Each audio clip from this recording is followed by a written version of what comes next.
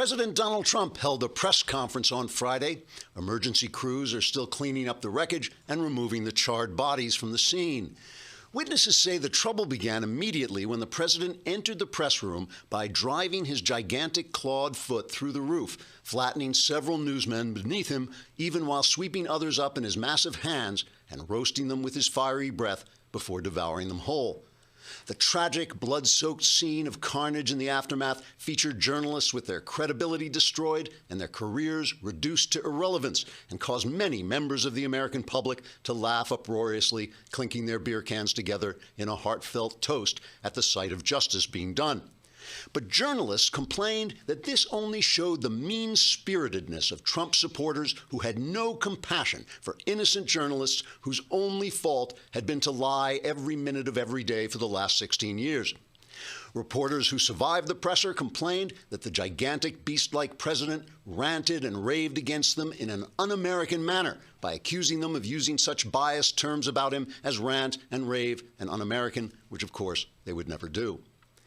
After a week in which prominent journalists claimed that Russian hacking of some Democrat emails constituted an attack as bad as 9/11 or Pearl Harbor, that an official's legal conversation with his Russian counterparts constituted a Category 5 political hurricane, and that a series of events in which no laws seemed to have been broken was a scandal worse than Watergate, journalists were absolutely shocked when the president retaliated by lifting the press room above his head in his mighty arms and throwing it into the Potomac River with the shrieking and panicking journalists still inside.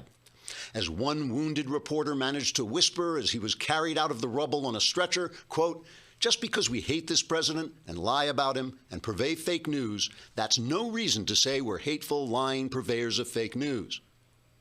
Or, okay, maybe it is, but the First Amendment says no one can criticize us.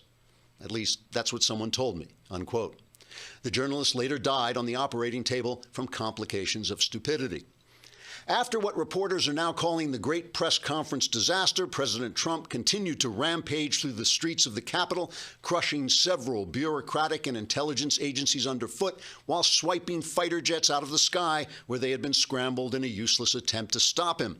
Government workers, fearing the loss of their well-paying and largely useless jobs, ran shrieking through the streets, as did scores of elderly Japanese people who turned out to be the surviving extras from the 1961 movie Mothra. Finally, with the entire capital city in flames, the president stomped back to the White House, ripped the wall off the Oval Office, and returned to his desk. After a shocked public watched Washington, D.C. crumble into scorched dust, Trump's popularity rose 27 points. Trigger warning, I'm Andrew Klavan, and this is The Andrew Klavan Show.